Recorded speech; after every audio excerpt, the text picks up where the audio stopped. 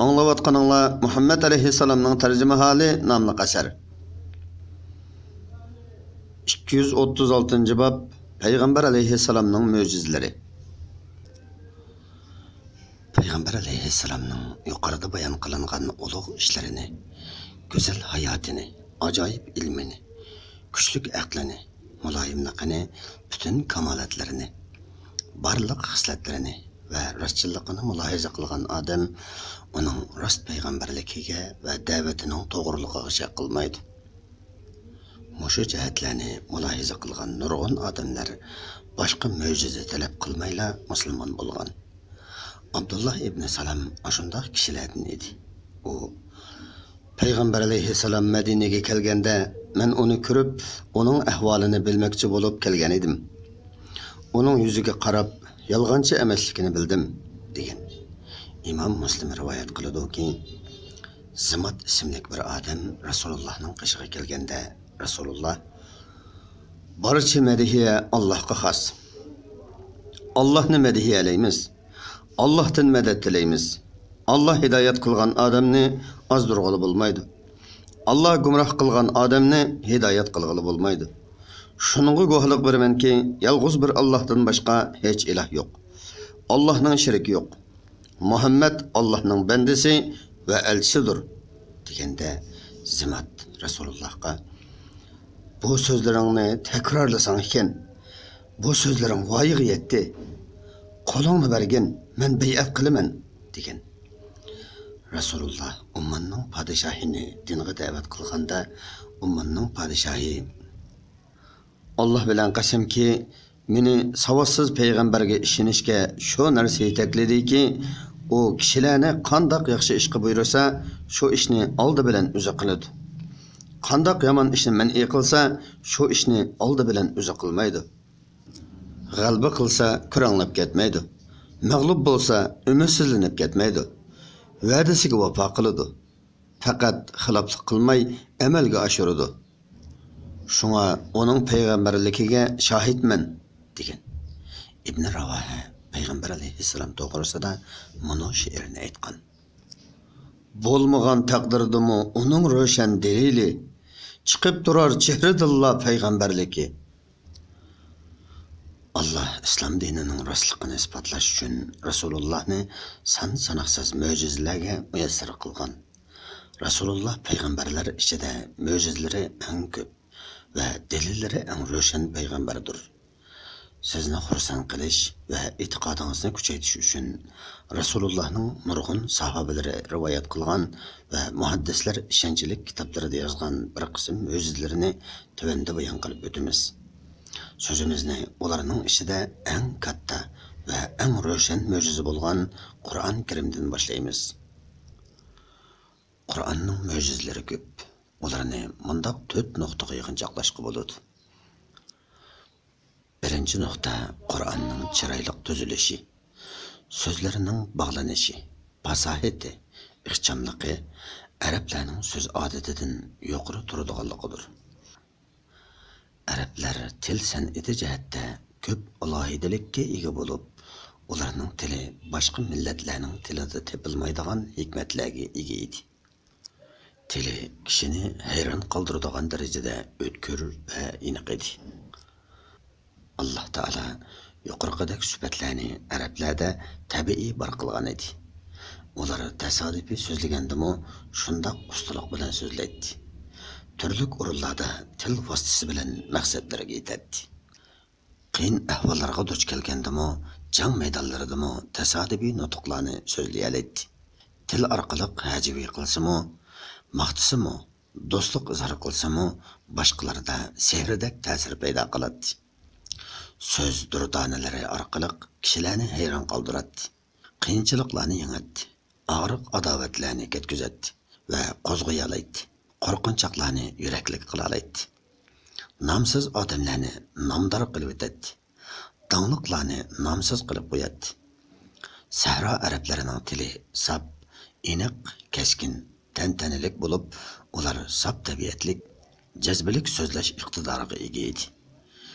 Shahar arablarining tili go'zal va ixcham bo'lib, ular yenik tabiatlik, takallufsiz edi. meyli sahralık, meyli şehirlik bolsun, Araplarning hammasining tili to'limi yuksak va tantanilik edi. So'zlashda maqsadini ko'nglidagidek ravon uqtirish iqtidoriga ega edi. Tilining turlik uslub va usullarini nihoyat yaxshi biladi. Ularni bakmo mahirlik bilan qo'llanadi. Cho'ng kichik ishlarning hammasida til san'atini joriy qildiradi. Nasr, nazm shakllaridan o'xshash foydalanadi. Shundoq turuqliq ular maqtashga loyiq Alloh tarafidan nozil bo'lgan, hech qanday tarafdan botil ta'sir qilmaydigan g'olib Qur'onga taqobil turishga ojizlik qildi. Qur'onning oyatlari puxta, so'zlari keskin bo'lib, uning yuksakligi aqllarni hayratda qoldirdi. Fasahati har qanday tilni besib tushdi. U til san'atidagi barliq takamulliq, ortiqchiliklarni o'z ichiga olgan edi. Allah til san'atining turli sohasida yuksak darajaga erishgan arab jamoatchiligiga Qur'onda 20 necha yil jarayonida ashkora murojaat qilib mundoq deydi. Aksicha ular Qur'onning ma'nosini to'liq tushunmay va haqiqatiga texi aqli yetmay turib, uni inkor qilishdi. Ulardan burun o'tgan ummatlarmo payg'ambarlarini mushularga o'xshash yolg'onchi degan edi. Zalimlarning oqibatining qandoq bo'ladiganligiga qarab boqqan. Sura Yunus 39-oyat.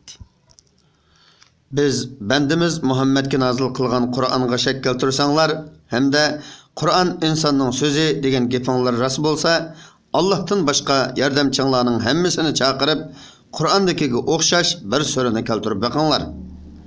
Sura Baqara 23-oyat. Aytqinki, agar insonlar, jinlar bu Qur'onning o'xshishini maydonga keltirish uchun yig'ilib, bir-biriga yordamlashgan taqdirdami, uning o'xshishini maydonga keltira olmaydi. Sura Isro 88-oyat. Her jihatdan Qur'ondagiga o'xshaydigan 10 surani tuzib boqinglar. Sura Hud 13-oyatning bir qismi. Payg'ambar alayhissalom ularni qattiq ayblaydi. Ularning aqlsizligini, tuzumining nacharligini malomat qiladi. Butlarini, ota-bolarini so'kadi. Ularning ziminlarini, diyorlarini, mollarini musodir qilishni yo'lliq hisoblaydi. Ular hamon payg'ambar alayhissalom bilan munoziralashib, uningga taqobil turishdan qochadi. Qur'onning mislini keltirishga ojiz edi. Payg'ambar alayhissalomga chin bitmaslik va bo'hton chaplash orqali uning bilan jidallashib o'zlarini aldaydi. Ular mundoq deyishadi. Qur'on degan ta'sir ko'rsatadigan sehr, davomlashadigan sehr, to'qilgan bo'hton, qadimkilardan qilgan hikoyalar. Ular yana o'zlarining tingirqab qolganligini bildiradigan, bizning dilimiz tushunmaydi, u pardalangan, quloqlarimiz ig'ir, biz bilan sening orangda parda bor. Bu Qur'onga quloq solmanglar. Uni Qur'on o'qiyotgan chog'larida ilishtirib o'tinglar degandek so'zlarni qiladi. Ular o'zlarining ojizligiga tan bermay cho'ng so'zlab, agar xohlasak Qur'onga o'xshash so'zlarni bizmi cho'qim tuzalaydik deydi. Alloh taolo ularga Qur'ondagi so'zlarni hargiz tuzalmaysizlar degan. Amaliyotda ular Qur'onning tangdishini maydonga keltirishga qodir bo'la olmadi. Musaylamadek ba'zi ahmoqlar shundoq qilishga urinib boqqan bo'lsa-mu, rasvo bo'ldi. Ular Qur'onning til uslubining o'zlarining til uslubiga o'xshamaydiganligini, uning mo'jiza ekanligini bilib turib, uningdan yuz o'rdi. Qur'onning oyatlarini cho'nqur mulohaza qilsang, Qur'onning haqiqat ekanligini, iboralarining qisqa, ma'nosining mo'l ekanligini, harflarining chiroyli tuzilganligini, so'zlarining munosibligini, har bir iboraning ostida nurg'un jumlalar va mo'l ilmlarning yotganligini, ulardan foydalanib nurg'un kitoblarning yozilganligini, turli ma'nolarning chiqarilganligini bilib olasan. Ikkinchi nuqta, Qur'onning ajoyib chiroyli shaklda tuzilganligi, arab tilining uslubiga o'xshamaydigan boshqacha bir uslubda maydonga kelganligidir. Islom dinidan burunmi, keyinmi bundoq uslub maydonga kelgan emas. Uning tangdishini ijod qilishga hech kim qodir bo'la olmagan ham bo'la olmaydi. Qur'onning uslubi oldida arablar hang-tang qilishgan edi. Arablar mayli nasrda bo'lsin, nazmida bo'lsin, qobida so'zda bo'lsin yoki she'rida bo'lsin, hech qachon Qur'onning uslubidagi uslubni topa olgan emas. Qur'on fasohat jihatdimi, uslub jihatdimi mo'jiza bo'lib, arablar uningga har ikki tarafdan taqobil turishga ojizlik qilgan.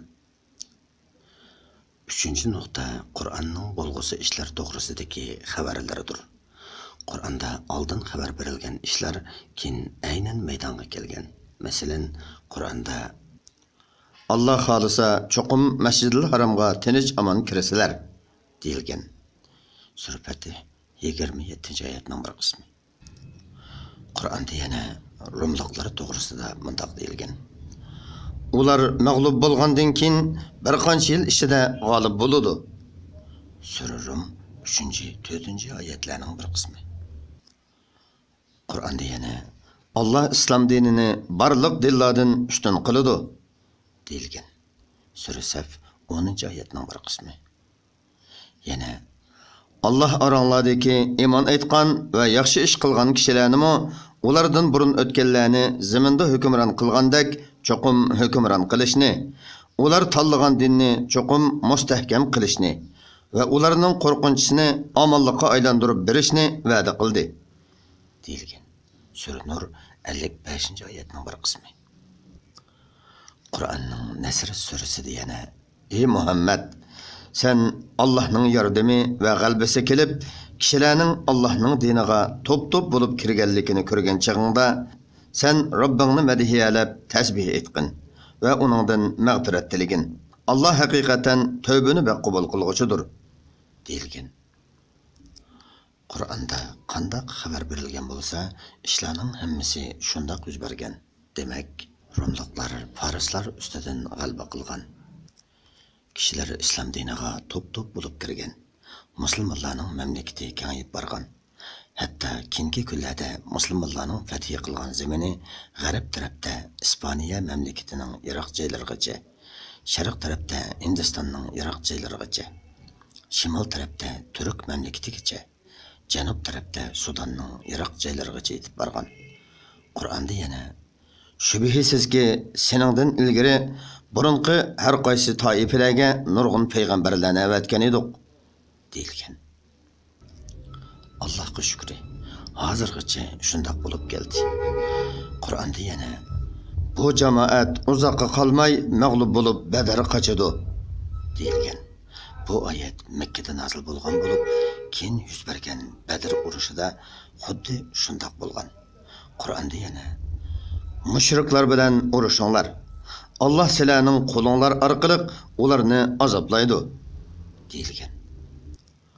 Munofiqlarning va yahudiylarning sirlarining fosh qilinishi va yolg'onchiliklari haqida bu kitobda yozilgan xabarlarmi bu nuqtani isbotlaydi. 4-nuqta Qur'onda o'tganki nom nishoni qilmagan ummatlarning izi qolmagan shariatlarning ahvollari bayon qilingan. Burunqi qissalarni ahli kitoblardan umr bo'yi ilm bilan shug'ullangan katta olimlardan boshqalari bilmaydi. Bundaq qissalarni Payg'ambar alayhissalom kam kutsiz holda asli bo'yicha bayon qiladi. Nasara va yahudiylarning olimlari buning to'g'ri ekanligini e'tirof qiladi. Payg'ambar alayhissalom bu ma'lumotlarga o'rganish orqali erishgan emas. Nasara va yahudiylarga ma'lum ediki, Payg'ambar alayhissalom savodsiz bo'lib, yozishni va o'qishni o'rganmagan, maktab ko'rmagan. Rasulullohning bu jihatdagi ahvoli ularning hech qaysisiga maxfiy emas edi. Ahli kitoblar Payg'ambar alayhissalomdan o'tgangi payg'ambarlarning qissalari, koinotning yaratilishi va ilgirki muqaddas kitoblarda yozilgan narsalar to'g'riliq nurg'un savollarni so'raydi. Qur'onda mazkur savollarga javob beriladi. Ularning olimlari qoyil bo'ladi. Berilgan javoblarni yolg'on deyishga asossiz qoladi. Shundaqla muqaddas kitoblarga xilop keladigan birarmi yeri borligini hech kishi aytmagan. Vaholanki ular Qur'onda ayblanib, "Agar rasul bo'lsanglar, Tavrotni ekilib o'qib boqinglar" degan deyilgan. Sura Ali İmran 93. ayetning bir qismi. Allah'ның әhli kitapqa qarata aytgan Qur'ondagi mono so'zi ularning payg'ambar alayhissalomning so'zining rostligini biladiganligini ko'rsatadi. Ularga agar Allohning oldida oxirat yurti, jannat boshqalarga emas, yolg'iz sizlarga xos bo'lsa, hamda shundoq degan gapinglar rost bo'lsa, o'limni orzu qilib baqinglar degan. Sura Baqara 94-oyat. Ondan ularning o'limni orzu qilmaydiganligi jazmlashtirilib, Qur'onda mundaq deyiladi. Ular qilgan yomon amallari sababli o'limni hargiz orzu qilmaydi. Allah bundaq zolimlarni obdan bilgüçüdür. Sura Baqara 95-oyatning bir qismi. Ularning hech qaysisining og'zining ushida bo'lsa-mu o'limni orzu qilganligi anglangani yo'q. Vaholanki ular payg'ambar alayhissalomni yolg'onchi qilishni to'liq umid qiladi. Rasululloh Najron nasaralarini o'zlarininkini to'g'ri deb qasam ichishga chaqirgandimi, ular xuddi shundoq bosh tortishgan. Ulardan kelgan elchilar bayon qilingan bobda bu haqda to'xtalib o'tdik. Qur'onning inson so'zi emasligini ko'rsatadigan yana bir dalil shuki, Qur'onni anglovchilarni surbasat. Mushriklarga Qur'onni anglash og'ir tuyuladi. Ular anglashdan qo'rqadi. Shunga payg'ambar alayhissalom Qur'on uni yoqtirmaydiganlarga qiyin tuyuladi degan. Bu to'g'ri hukmdir. Mu'min odam Qur'on o'qiganda uni surbasishi uning Qur'onga texmo ishtiyoqini oshiradi. İmanını kuchaytirdi. Allah Qur'onda undaq deydi. Qur'onni anglaganda Allohdan qo'rqqanlarning badaniga titrak bo'lishadi. Ular Allohning rahmat, mag'firatini eslaganda titrakka besiqib, xotirjam bo'ladi. Sura Zumar 23-oyatning bir qismi.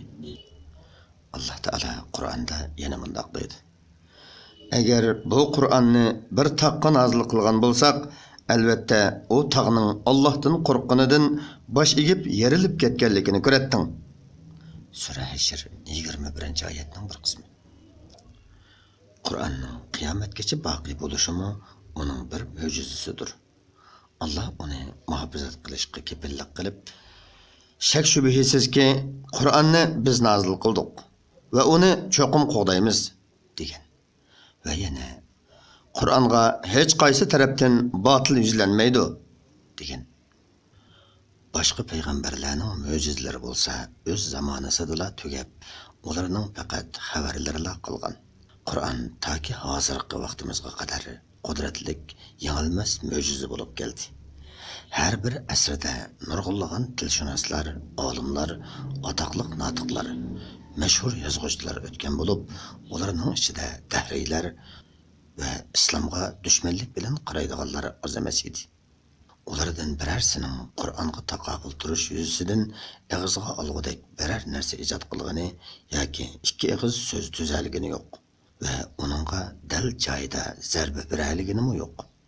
Buningga kuchab urinuvchilarmi qo'lidan kelmay oxir mag'lub bo'lgan.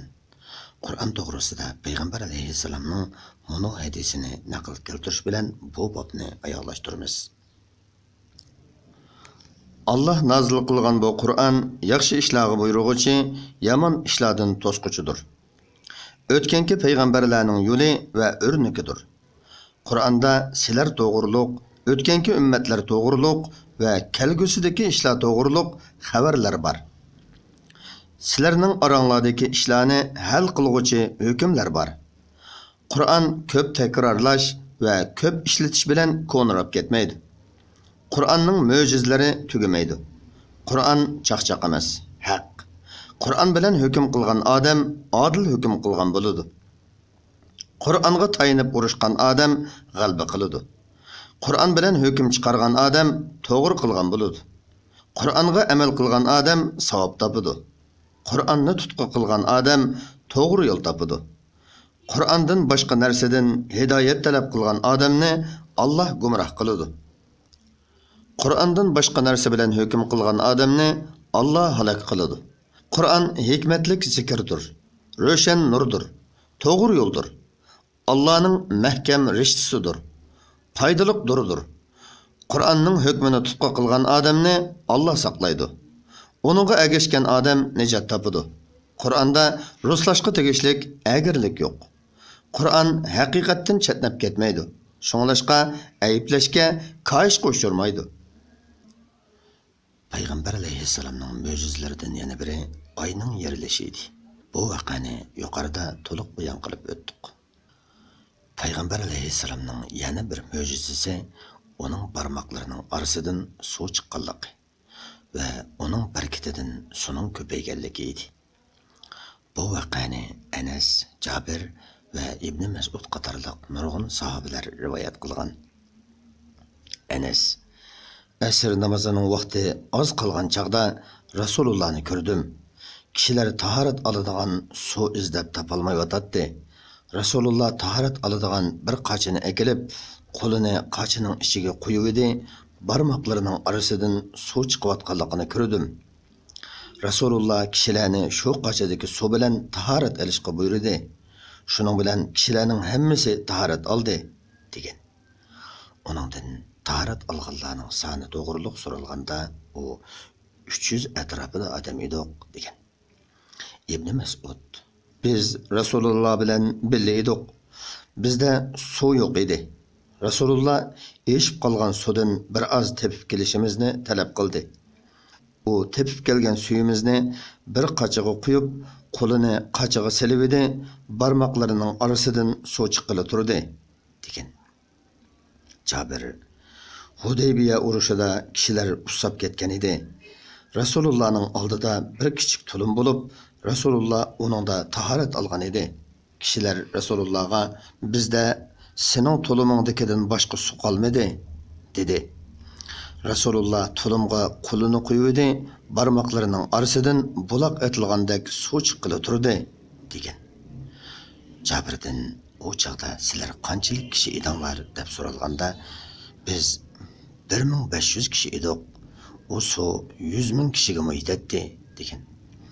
Bu vaqani sahabelerden nurgun kişi rivayet kılgan. Mundaq nurgun adam bar yerde birer kişinin yalganını to'qib chiqarishi mumkin emas.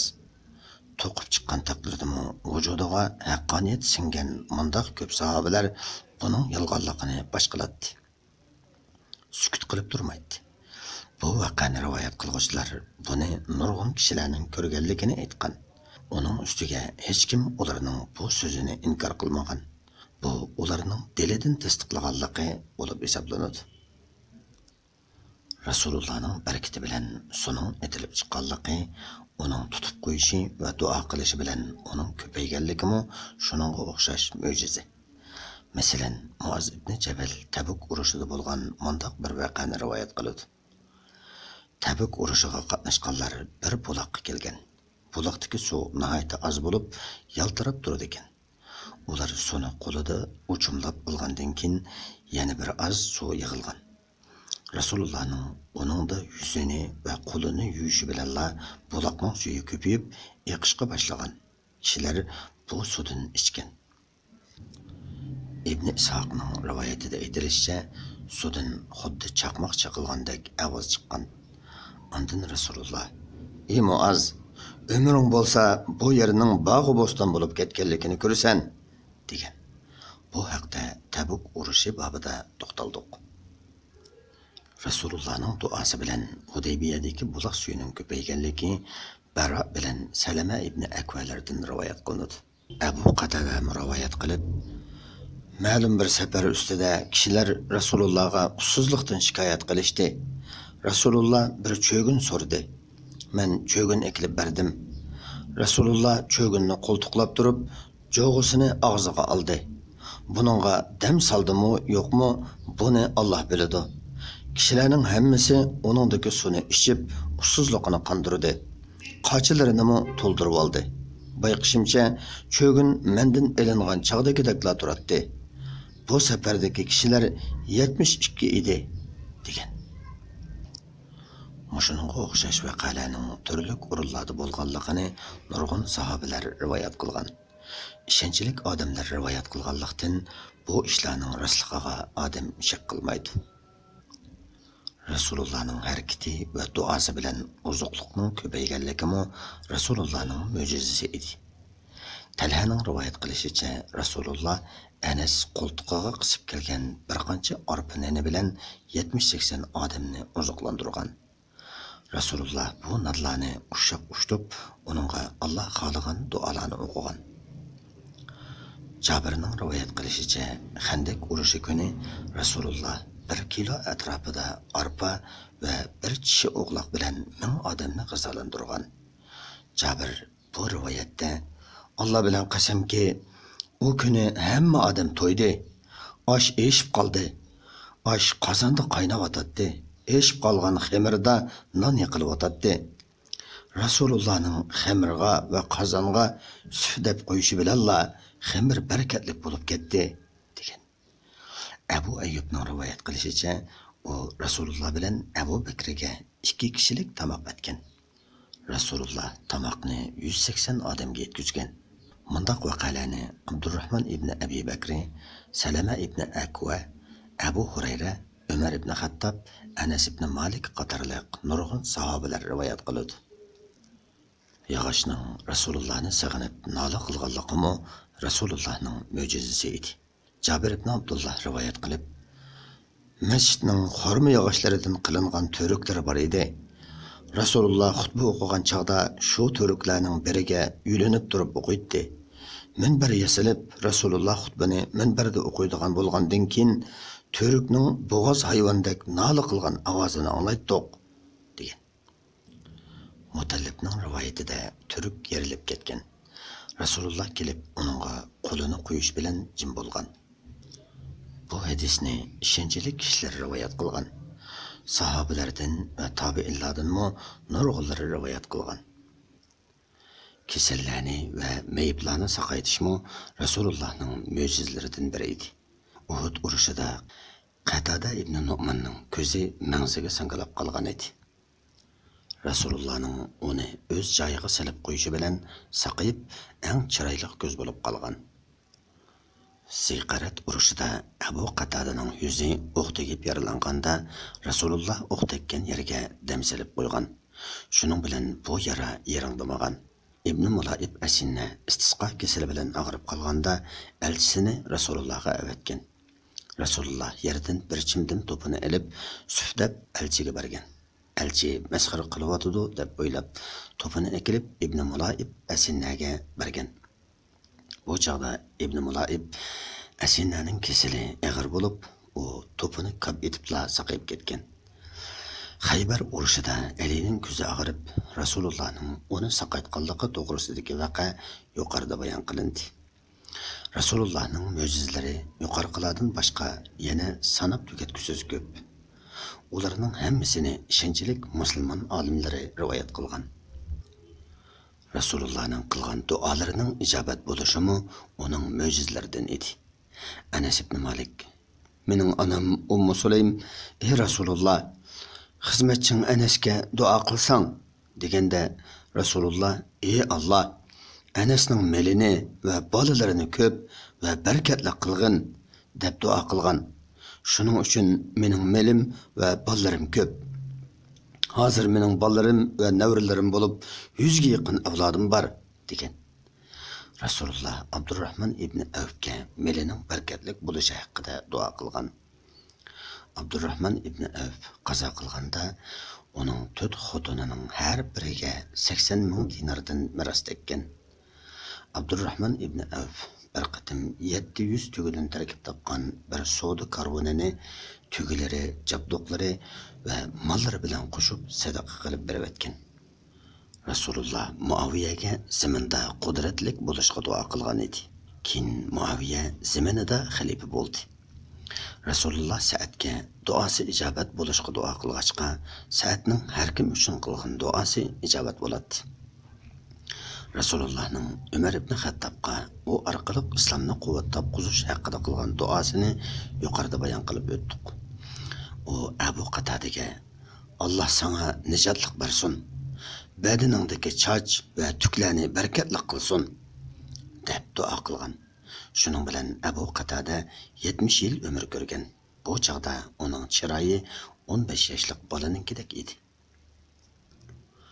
Bulardan başqa Rasulullah'ның ijabat bolgan duaları nahayet köp. Bu kitabımızda okup çıkan Adem'ge ayan. Allah'ның Rasulullah'a keləcekte buladigan işlarni bildirganlik möjizesi nahayet aşkarıdır. Huzayfa rivayet qilib, Rasulullah ma'lum bir joyda turib, qiyomatgacha bo'ladigan ishlarni qo'ymay so'zlab bergan. Bu so'zlarni esiga ilib olganlarmi, unutib ketganlarmi bor. Mening bu hamrohlarim uni biladi. Shu ishlardan birarsi yuz bersa, xuddi bir kishi o'zining tunish odamini uzun zaman ko'rmay, ondan ko'rganda eslab tunigandek, u ishni eslab bilaman. Mening hamrohlarim buni unutdimi yoki unutgan bo'lib oldimi uqmayman. Allah bilan qasamki, qiyomatgacha maydonga keladigan fitna fasodga qo'mondonlik qilg'uvchilardan 300 dan ortiq odamning ismini, familiyasini va qabilasini Rasululloh bizning oldimizda tilga ilib o'tgan degan. Rasululloh sahobalariga aytib bergan uning dushmanlari ustidan g'alaba qilishi, Makka, Baytul Muqaddas, Yaman, Sham ve Iraklarning fath qilinishi, tinchlikning ustunlik qozonishi orqasida ayollarning Allohdan boshqasidan qo'rqmay Hira degan joydan Makkagacha yolg'iz safar qila olishi, Madinaning hujumga uchrashi, Alining qo'mondonligi ostida Xaybarning atsilab fath qilinadiganligi, ümmetining Allohning yordami bilan dunyoning boshqa joylarini fath qilib, mol-mulklarga ega bo'ladiganligi ve Kisra, Qaysarlarning xazinalarini bölüşadiganligiga oid hadislarni ishonchli hadis kitoblarining mualliflari ve hadis ilmining peshvolari rivoyat qilgan. Mazkur ishlarning nurg'unlarini ve Qur'onda bayon qilinganlarini bu kitobimizda bayon qildik. Bu jihatda ko'p to'xtalmaymiz. Yuqorqilar kifoya. Allah Teala'nın Resulullah'a kişilerin suikast, ziyan zahmetlerinden saqlanish uchun qilgan iltifatımı Resulullah'ның möjizesi idi. Allah Teala bu to'g'rida tövendeki ayetlerini nazil qilgan. Allah seni kişilerin ziyankeşliginden saqlaydı. Sura Maide 67. ayetning bir qismi. Rabbingning hukmiga sabr qil. Sen bizning himoyamizda. Sura Tur 48. ayetning bir qismi. Allah bendisiga kifoya emasmi? Sura Zumar 36. ayetning bir qismi. Seni mesxir qilg'uvchilarga biz cho'qim tetimiz. Sura Hijr 95. ayet. Allah seni saqlaydi degan ayet nazil bo'lgandan keyin Rasululloh muhofizatchilariga ketinglar, Allah meni saqlaydi degan. Doğru Peygamberimizni öldürmekçi bo'lganda Allah'ның onu saqlaganligini, Allah'ның Rasulullah'ni Abu Cehilning nurg'un suiqastlaridan saqlaganligini, Madinaga hijrat qilgan kechisi Allah'ның Rasulullah'a qilgan iltifatini ve yo'lda Suraqa bilan bo'lgan voqeani yuqorida bayon qildik. Qisqasi bu jihatda shu narsa yetarlikki, Payg'ambar alayhissalom ashaddiy dushmanlarining orasida Makkada 13 yil turdi.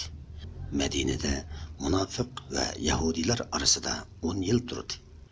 Bu jarayonda düşmanlardan hiçbirisi Resulullah'a ziyankeşlik kılalmadı. Ta ki İslam dini g'alaba qilib takamullaşqanğa kadar egisi Allah Resulullah'ni düşmanlarning ziyankeşligidan saqladı. Allah'a hamd aytamiz ki bunun bilan onun ne'matiga erishgaymiz. Allah ko'p hamd aytquchilarni mukofotlaydi. Allah'tan bu tercüme halini o'qiganlarni Rasulullah'a ve onun sahabelerine ergishishga muvaffaq qilishni tilaymiz. Asrimiz mush yerda oxirlashdi. Allohga shukr. Sayyidimiz Muhammad alayhissalomga, onun oilasiga, sahabeleriga, do'stlariga Allah rahmat qilsin. Vassalamu alaykum va rahmatullohi ta'ala va barakatuh.